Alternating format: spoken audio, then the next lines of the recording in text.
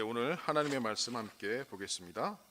오늘 보실 하나님의 말씀은 시편 51편 10절, 우리 한 절만 함께 읽으시겠습니다.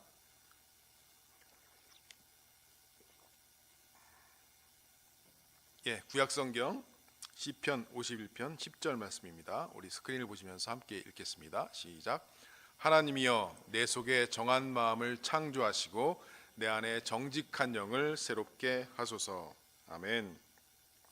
자, 회개라는 이 제목으로 이제 마지막 설교 5번째 드리도록 하겠습니다. 우리가 그동안 살펴봤던 시편 51편은 회개에 대한 탁월한 고전적 진술일 뿐만 아니라 참된 그리스도인이 되고자 하는 사람이라면 누구나 반드시 거쳐야 되는 여러 단계와 과정들을 대단히 명료하면서도 설득력 있게 드러내고 있습니다. 이 기독교 교리에는 필수적인 요소들이 몇 가지 있습니다. 그 필수적인 요소들을 다 설명하고 이렇게 논중할 생각은 없습니다. 그러나 이 시대에 가장 커다란 비극이 있다면 그리스도인이 되는 과정에 대해 보통 사람들이 모호한 관념을 갖고 있다는 것입니다. 그냥 교회 다니다 보면, 교회에서 사람들과 친해지고 예배를 드리고 설교를 듣다 보면 그냥 그리스도인이 된다고 생각을 합니다. 우리는 특별히 이민교회입니다. 특별히 한국에서 신앙생활을 하지 않다가 이민 와서 한국 사람들을 만나고 또 한인 커뮤니티의 역할을 하는 이 교회에 나와서 처음 교회 다니는 것, 이런 것들을 우리들은 오픈해야 됩니다. 그래서 특별히 신앙생활을 하고 있지 않은 분들이라도 처음 교회에 나와서 그분들이 잘 교회에 적응하고 또 복음을 듣고 또 회개를 하는 과정을 통해서 그리스도인이 되도록 우리는 잘 도와야 합니다. 그러나 그렇다고 해서 우리의 본질적인 신앙을 우리가 타협해서는 또 안 됩니다. 그냥 이민교회니까 한국에서 교회 안 다녔는데 이렇게 좀 다녔으니까 그냥 또 일도 같이 하고 봉사도 같이 하고 또 직분도 받고 뭐도 되고, 이런 식으로 해서 교회가 뭔가 본질적인 신앙의 모습을 추구하는 것이 아니라 그 외에 비본질적인 모습을 추구하기 위해서 모인다면 그것은 본질적인 요소를 잃어버리는 교회가 될 수 있다라고 하는 것입니다. 특별히 그래서 이민교회는 그것들에 대해서 우리는 주의해야 된다고 생각합니다. 그냥 교회 다니면 저절로 그리스도인이 된다고 생각하는 것은 오류인 것입니다. 우리는 신약성경에서 믿지 않는 사람이 어떻게 해서 그리스도인이 되었는지를 쉽게 찾아볼 수가 있습니다. 어떤 사람들은 그리스도인이 된 사연이 너무나도 구체적이다 보니 그 때문에 그리스도인이 되는 것이 더러 또 위험할 때도 있었습니다. 신약성경에는 의심쩍거나 모호한 것이 조금도 없으며 초기 교회사를 보더라도 기독교 거리는 더할 나위 없이 분명하고 또 더할 나위 없이 명확한 것이었습니다. 현 시대의 커다란 비극 중에 하나는 이 기독교를 구성하는 체계와 그리스도인으로서 거듭나는 과정에 대해서 사람들이 분명하게 인식하지 못하고 있는 점이라고 말씀드립니다. 여기서 우리는 그 이유에 대해 신경 쓸 필요는 없습니다. 그러나 굳이 그 이유를 들춰보면 궁극적으로 인간이 성경의 독특한 권위를 부정하고 하나님의 계시를 인간의 사상으로 바꾸어 놓았기 때문임을 알게 됩니다. 여기 시편 51편에는 시대를 초월해 참된 기독교 체험의 진수라고 할 수 있는 몇 가지 본질적인 내용들이 매우 명확하게 기술이 되어 있습니다. 거듭 말씀드리지만 우리가 이러한 본질적인 내용들에 대해서 아는 바가 별로 없다면 우리는 그리스도인이라 불릴 자격이 전혀 없습니다. 시편 51편은 죄에 빠진 인간에게 필요한 것이 무엇인지, 우리 주님이시여 구세주이신 예수 그리스도께서 복음을 통해 죄인들을 위해 어떤 해결책을 준비해 놓으셨는지를 다소 좀 충격적이리만큼 묘사하고 있습니다. 이 시편이 제시하는 해결책은 전체가 아니라 서론 정도에 그치지만 매우 놀라운 방식으로 기록이 되어 있는 것입니다. 이 시편 51편에 묘사된 해결책은 움튼 싹이라고 할 수 있는데 이 신약 성경에 와서야 비로소 활짝 꽃을 피우는 것입니다. 우리가 거듭남의 체험을 이런 식으로 설명하는 까닭은 시편 51편이 그리스도를 떠난 인간의 본성을 명확하면서도 인상적으로 묘사하고 있기 때문입니다. 제가 지금까지 했던 설교의 한번 핵심을 정리해 보겠습니다. 자, 불신자가 그리스도인이 되기 위해서, 하나님을 믿지 않았던 자가 그리스도인이 되기 위해서는 거쳐야 하는 몇 가지 단계가 있습니다. 첫 번째는 하던 일을 멈추고 생각하는 것입니다. 생각하지 않으면 그리스도인이 될 수 없다고 저는 말씀드립니다. 세상의 많은 종교는 별로 생각할 필요가 없는 종교가 많습니다. 그냥 자기 소원을 빌기만 하면 돼요. 그냥 자기 소원을 이렇게 그냥 말하고 뭘 이렇게 헌금을 하든지 뭐 돈을 바치든지 그렇게 하기만 하는 종교가 대부분입니다. 그 신이 어떤 무슨 성격을 갖고 있는지, 어떤 사람인지, 뭐에 대한 어떤 그런 것을 연구하거나 그런 것들을 공부하는 종교가 많이 없습니다. 그냥 어떤 신에 대해서 그냥 막연히 생각하고 그 신의 자기 소원만을 비는 이런 것들이 대부분입니다. 생각 없이 그냥 무조건 믿으면 된다. 이런 것은 세상 종교에 관한 것이지 기독교는 아니라고 하는 것입니다. 세상의 철학가나 사상가들이나 생각하는 것이지 예수 믿는데 무슨 생각이 필요하냐 이렇게 생각하는 사람도 있을 수 있을 것입니다. 하지만 이 성경의 전반적인 입장은 인간이 생각하기 전까지는 그리스도인의 그자도 될 수 없다는 것입니다. 그래서 우리는 생각해야 합니다. 우리 옆 사람에게 한번 얘기해 봅시다. 생각해야 그리스도인이 될 수 있습니다. 자, 시작. 생각해야 그리스도인이 될 수 있습니다.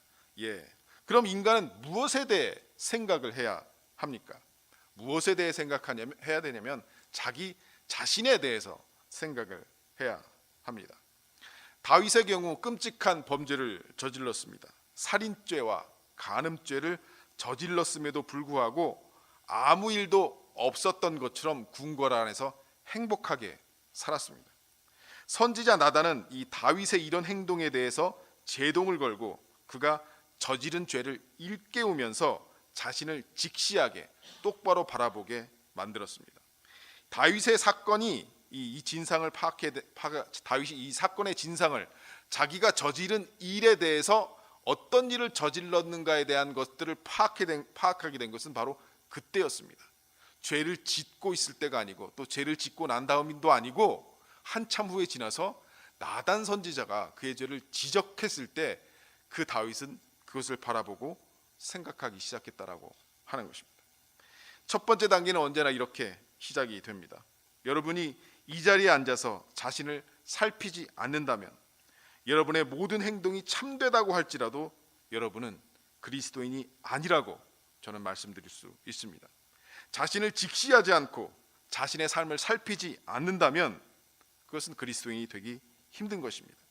세상은 가능한 온갖 수단을 동원해서 세상이 발전하면 발전할수록 문명이 발전하면 발전할수록 여러분이 생각하지 못하도록 만듭니다. 이 세상은 쾌락이나 다른 매력적인 것들로 그리고 조직적으로 여러분들을 방해하고 있습니다. 그래서 여러분들이 차분하게 앉아서 생각하며 자기 자신과 자기 자신의 삶을 살피지 못하도록 회방하는 것입니다. 하지만 그리스도인은 하던 일을 중단하고 그리고 자신을 살피고 점검하고 그리고 자신에게 어떤 문제가 있음을 깨닫고 고백하는 것이 바로 그리스도인이라고 하는 것입니다. 1절 말씀이 이를 증명하는 것입니다. 자, 1절 말씀 여기 앞에 있죠. 자, 한번 읽어보겠습니다. 자, 시작. 하나님이여 주의 인자를 따라 내게 은혜를 베푸시며 주의 많은 궁유를 따라 내 죄악을 지워 주소서. 그리고 그리스도인이 되는 두 번째 단계는 자기 자신이 전적으로 무력한 존재임을 깨닫는 것입니다.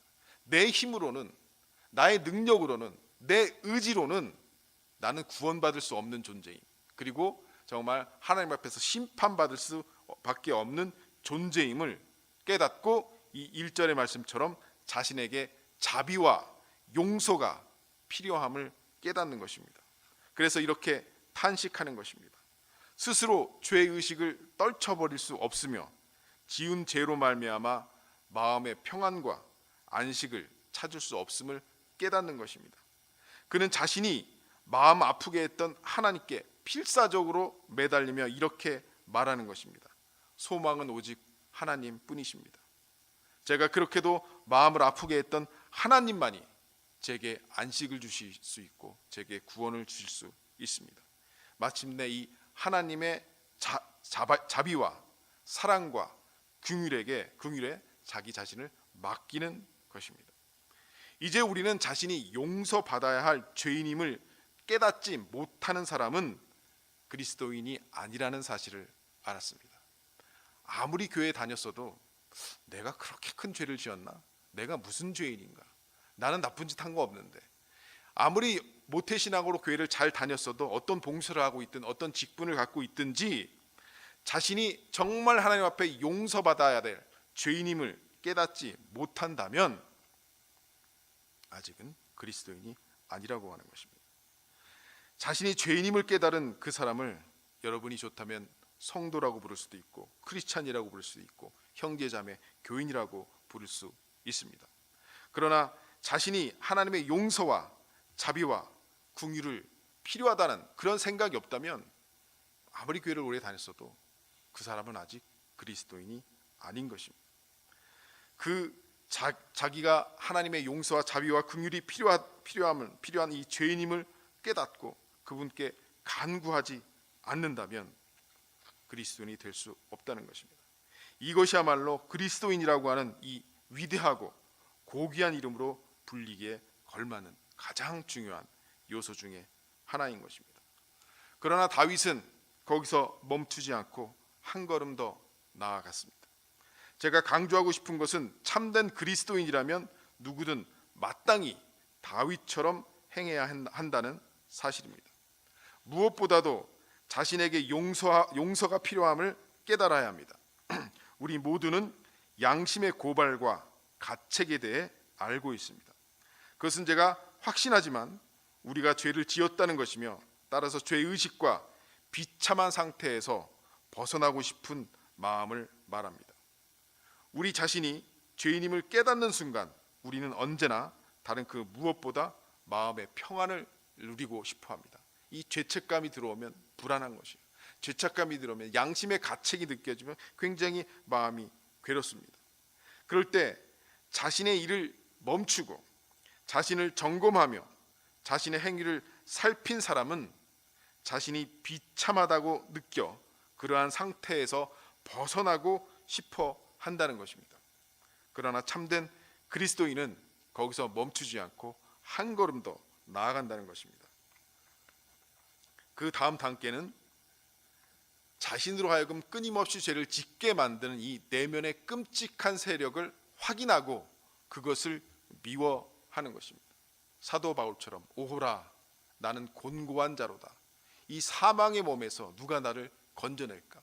사도 바울이란 사람도 자기의 죄성에 대해서 그렇게 고백한 것입니다. 끊임없이 죄를 짓게 만든 어떤 내면의 세력이 있다라고 하는 것입니다. 여러분은 이 다윗의 경우에서도 이러한 단계를 보게 됩니다. 우선 그는 첫째로 생각이 없습니다. 그런 다음 그런 다윗에게 제동이 걸렸습니다. 그래서 생각하게 되었습니다. 그는 자신의 죄가와 죄악과 죄를 살피게 되었습니다. 죄책감이 들었습니다. 그리고 그 죄책감이 들면서 그 죄책감에서 이 괴로운 마음에서 벗어나고 싶은 그런 열망에 하나님 내게 긍휼과 자비와 은혜를 베풀어 주소서라고 울부짖었습니다. 그러나 여기서 끝나면 안 됩니다. 그는 한 걸음 더 나아가 내가 이런 간음죄와 살인죄를 짓다니 나 자신이 끔찍하구나 라고 탄식합니다. 이것이야말로 이 기독교 교리의 핵심 그 자체입니다. 그리스도인은 용서만 받으면 되지 뭐 라고 생각해서는 결코 안 된다는 것입니다. 그리스도인은 죄악된 행동 그 자체보다는 그런 행동을 유발하는 내면의 그 무언가에 대해 더 많이 고민하고 걱정하며 언제나 자신을 고발하고 자신을 점검해야 한다는 것입니다. 용서받고 못 받고는 더 이상 중요한 문제가 아닙니다. 정말 중요한 문제는 끊임없이 용서를 구하게 만드는 이 상황을 초래하는 내면의 그 어떤 것입니다. 그것을 포착한 다윗은 오늘 읽은 본문 말씀 10절에서 이처럼 통렬하게 묘사하는 것입니다. 하나님이여 내 속에 정한 마음을 창조하시고 내 안에 정직한 영을 새롭게 하소서. 이것이 진짜 문제였습니다. 잘못된 것은 무엇입니까? 다윗의 마음이었습니다. 그 마음 안에 정한 마음이 없다는 겁니다. 정직한 영이 없다는 겁니다. 마음이 부패했다는 겁니다. 마음이 타락했다는 겁니다. 그래서 다윗은 하나님이여 내 속에 정한 마음을 창조하소서. 창조라고 하는 것은 무에서 유를 만들 때 창조, 크리에이트라고 말하는 것입니다. 그렇죠? 뭔가를 있는 것을 재료를 써서 다시 만드는 것을 우리는 메이크, 만들다라고 하는 것입니다. 그러나 창조, 크리에이트라고 하는 것은 없어요. 정한 마음이 없어요. 내 안에 정직한 영이 없어요. 그래서 하나님께 울부짖는 것입니다. 내 안에 정직한 영을, 정한 마음을 크리에이트, 창조하여 주시옵소서. 참된 그리스도인이라면 누구나 이렇게 기도해야 하는 것입니다. 그는 자신에게 새로운 성품, 즉 거듭남, 중생, 이것이 born again, 이것이 필요하다는 사실을 깨닫습니다. 참된 그리스도인은 용서받고 보다 선한 삶을 살기로 작정하는 것만으로는 부족하다고 생각합니다. 그는 자신이 새로 태어나야 하며 하나님께서 자신의 영혼 깊은 곳을 만져주시지 않으면 영영 버림받는 존재가 된다고 생각합니다. 자신이 다시 태어나서 새롭게 창조되어야 함을 깨닫는 것이 그리스도인이라고 하는 것입니다. 지금 방금 말씀드린 것이 오늘 설교에서 제일 강조하고 싶은 내용입니다. 이것은 대단히 중요한 내용입니다. 이 시편 51편이 거듭남에 대해 완벽하게 다루고 있는 것은 아닙니다. 하지만 다윗이 고뇌하고 기도하는 가운데 이 교리를 어떻게 설명하고 있는지를 말씀드리겠습니다. 당신은 거듭나야 돼. 여러분, 누구에게 이런 말 들으시면 기분이 좋을까요? 나쁠까요? 당신은 거듭나야 돼. 특별히 여러분의 아내나 남편이 이런 말을 하면 아마 좀 열을 받으실 겁니다.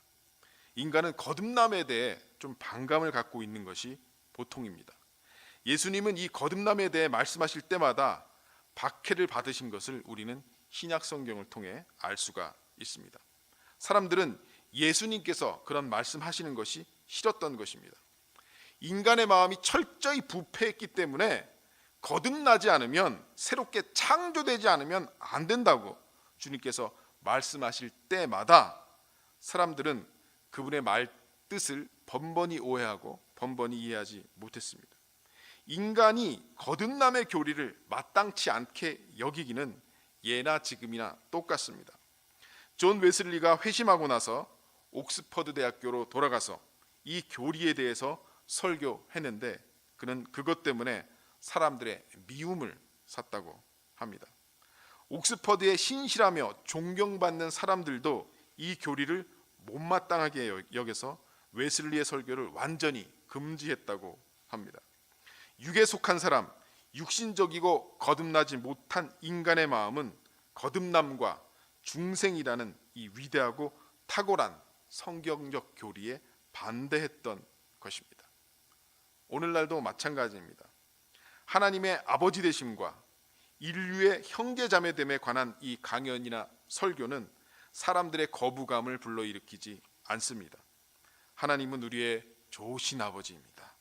하나님은 우리를 사랑하십니다.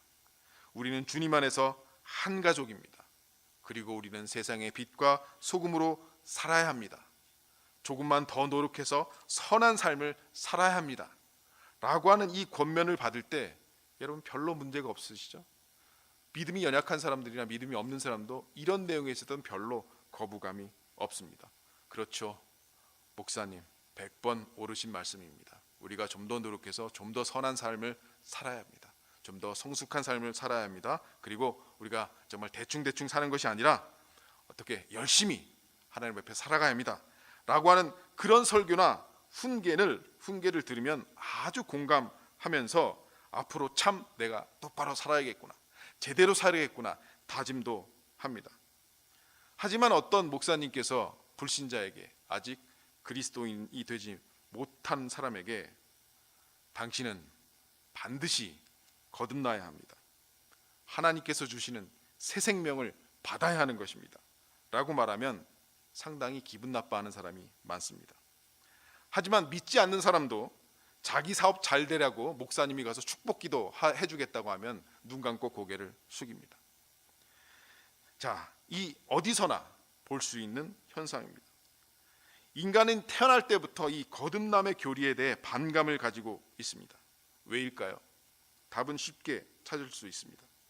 사람들은 보통 자신이 완벽하지 않다는 것에 대해 기꺼이 인정합니다.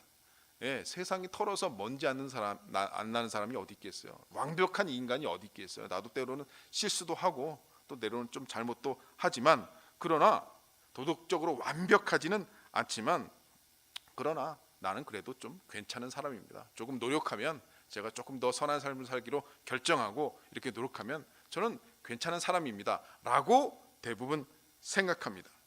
그런데 어떤 목사님이 당신은 썩을 대로 썩어서 거듭나지 않으면 소망이 없습니다 이렇게 말하면 굉장히 아마 열받을 것입니다. 아니 도대체 저 목사가 나를 뭘로 보는 거야, 이렇게 말입니다. 그렇게 아마 항변할 것입니다. 아마 자신이 모욕당하고 있다고 생각할 것입니다. 뭐 내가 썩을 대로 썩었다고? 전적으로 부패하다고? 전적으로 타락했다고? 소망이 없다고? 나는 그래도 괜찮은 사람이야. 내가 무슨 큰 나쁜 짓을 했어. 물론 옛날에 조금 나쁜 짓을 하긴 했지만 그래도 이 정도면 괜찮지. 나 같은 사람이 어디 있어. 나같이 이렇게 똑바른 사람이 없어. 나 같은 사람만 있으면 세상에 법이 없어도 돼. 이런 식으로 생각한다라고 하는 것이죠. 이것은 뭐냐면 인간이 원죄와 타락으로 말미암아 진리를 올바르게 생각하는 능력을 상실한 것이 분명하다는 증거입니다. 이것이 바로 거듭남의 교리에 대한 이 함축적인 의미입니다. 여러분, 니고데모 이야기를 아실 것입니다. 요한복음 3장에 보시면 니고데모란 사람이 나옵니다. 그런데 바리새인 중에 니고데모라 하는 사람이 있으니 유대인의 지도자라. 이 사람은 랍비라고 부리는 이 바리새파 중에서도 사람을 가르치는 그러한, 한마디로 뭐 신학대학 교수 정도 되는 이 위치를 갖고 있었던 사람이 바로 니고데모라 하는 사람이었습니다. 율법을 잘 알고 있었습니다. 그리고 율법을 지키는 생활을 했습니다. 그런데 예수님을 만나고 보니까 그 예수님은 뭔가 하시는 말씀이 다르다는, 뭔가 권위 있는, 그래서 그가 밤에, 낮이 아니라 밤에 예수님을 찾아옵니다. 그가 밤에 예수께 와서 이르되 랍비여, 선생님, 우리가 당신은 하나님께로부터 오신 선생인 줄 아나이다. 하나님이 함께 하시지 아니하시면 당신이 행하시는 이 표적을 아무도 할 수 없습니다. 아, 예수님 정말 대단하십니다. 정말 하나님이 보내신 사람 같습니다. 예수님이 행하신 기적은 정말 하나님이 보내신 사람이 아니면 정말 행할 수 없는 것들입니다.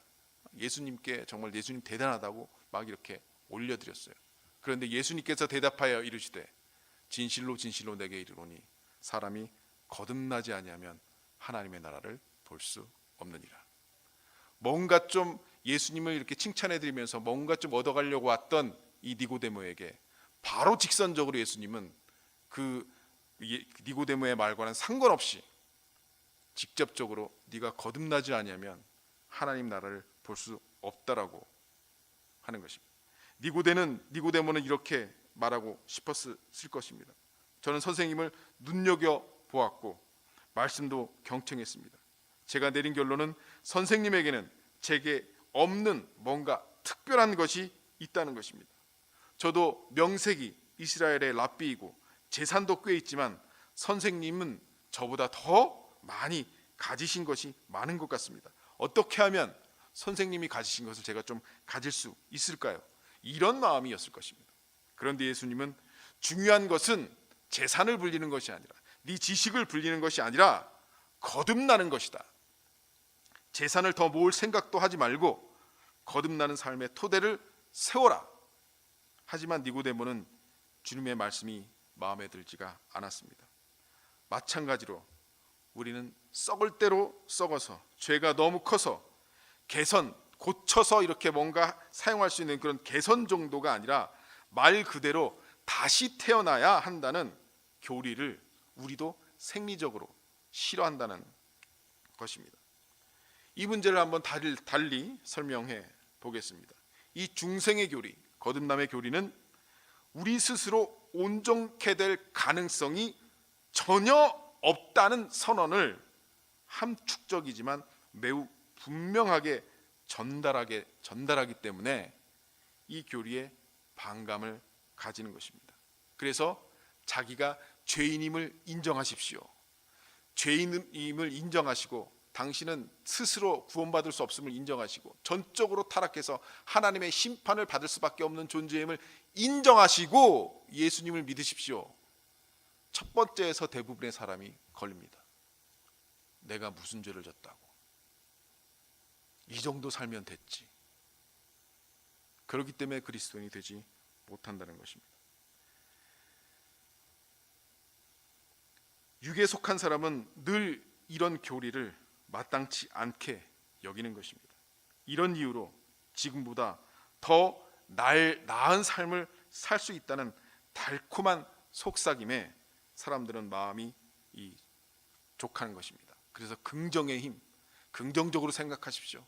하나님은 당신의 삶을 축복할 것입니다. 긍정적으로 생각하면 당신이 재산을 불릴 수 있고 건강할 수 있고 출세할 수 있습니다. 이런 뭔가 조금 자신의 삶을 개선해서 조금 고쳐서 노력하면 자기가 더 높아질 수 있고 더 올라갈 수 있고 축복받을 수 있다라고 하는 메시지에 마음이 더 혹하는 것입니다. 육에 속한 사람이 그러한 속삭임에 마음에 끌리는 까닭은 어떤 의미에서 그것이 인간의 존재를 조금 지켜 세워주기 때문입니다. 가령 제가 이제부터 여러분은 이런 식으로 사는 게 좋을 것입니다. 자, 힘을 냅시다. 이렇게 권면한다면 천성적으로 그것을 거부할 사람이 없을 것입니다. 왜냐하면 제 말 안에는 여러분에게 그렇게 할 수 있는 능력이 있습니다 라고 하는 의미가 넌지시 비춰지기 때문입니다. 사람들은 자신에게 능력이 있음을 암시하는 어떤 교리라면 언제든지 환영합니다. 자신의 힘으로는 어찌할 수 없고 아무리 노력하고 수고해도 소득이 없으며 마르틴 루터처럼 금식하고 땀 흘려 기도해도 헛될 뿐이라고 지적하는 교리를 육에 속한 사람이라면 탐탁치 않게 여긴다는 것입니다. 수도사 마르틴 루터는 수도원에서 독방에서 기도했고 금식했고 로마의 순례 여행을 다녀왔으며 자신의 힘으로는 구원을 얻기 위해 인간이 할 수 있는 일은 뭐든지 시도했지만 결국에는 원점으로 되돌아왔습니다. 인간의 힘으로는 어쩔 수가 없습니다. 그러나 인간은 천성적으로 이 거듭남의 교리를 싫어합니다. 그렇기 때문에 우리는 아무것도 할 수 없으며 잠잠히 하나님을 섬기고 그분께 도움을 청해야 한다고 충고하는 이 거듭남의 교리에 맞서 이렇게 자기의 반대 의견을 내는 것입니다. 자, 이 문제를 또 다른 방식으로 설명해 봅시다. 이 중생의 교리에 반대하는 이유를 명확히 설명하되 문제의 진짜 원인을 보다 심오한 차원에서 한번 찾아보자는 것입니다. 인간은 너무나도 부패해서 거듭나지 않으면 안 된다라고 말하는 이 복음서를 왜 사람들이 싫어하는가? 내가 온갖 수고와 노력을 다했음에도 아직 멀었다라는 말을 들으면 왜 기분이 언짢아질까요? 이에 대한 분명한 답은 내가 하나님을 마주대하고 있음을 깨닫지 못하고 있기 때문이라고 하는 것입니다. 우리는 습관적으로 우리 자신을 늘 다른 사람들과 비교합니다. 그래서 그 다른 사람들과 비교해서 나는 낫다고 생각합니다. 그리고 다른 사람들과 치열한 경쟁을 벌입니다.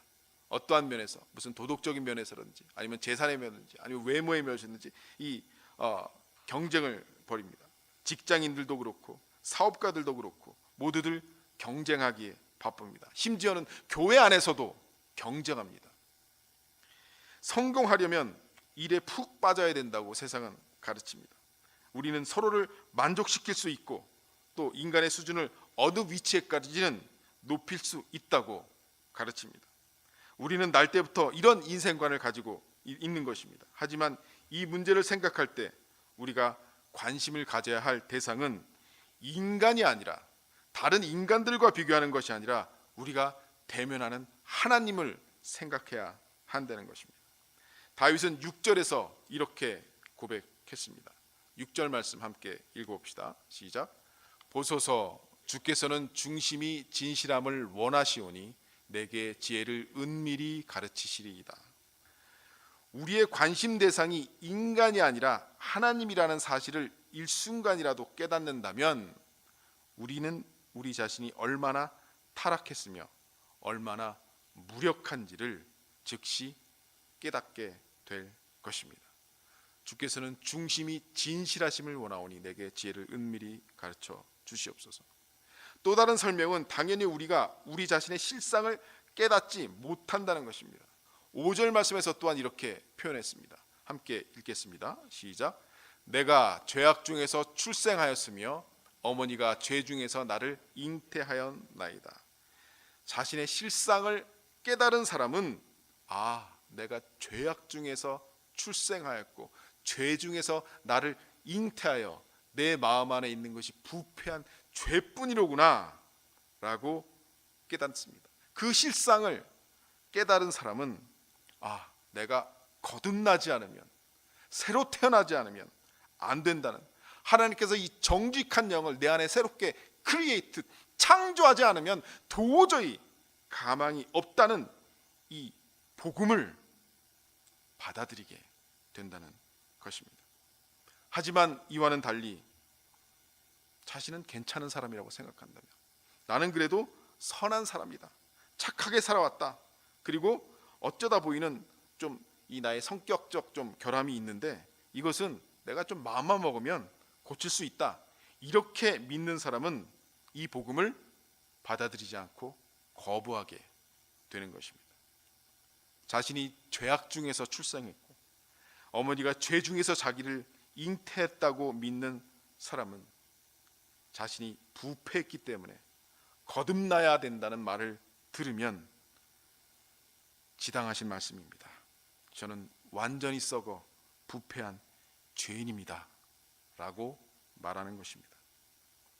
여러분, 지금까지 이 거듭남, 중생에 대한 교리가 이 세상 사람들에게, 육체에 속한 사람들에게, 아직 그리스도인이 되지 못하는 사람들에게 반감을 사는 이유를 몇 가지 설명했습니다. 여기서 이 교리가 인간의 자존심을 상하게 한다고 말해도 무방할 것 같습니다. 솔직히 말해서 다시 태어나야 된다는 말을 애초부터 달가워할 사람이 어디 있겠습니까? 우리라고 예외는 아닐 것입니다. 우리의 궁극적인 문제는 교만, 자기 만족, 자긍심, 그리고 자기 과신입니다. 복음이 들어오면 우리의 자아는 치명타를 입습니다. 왜? 내가 죽어야 하기 때문에, 내가 그리스도와 함께 십자가에 못 박혀야 하기 때문입니다. 썩 내키는 일이 아닙니다. 세상에서는 자신감을 가지라고 합니다.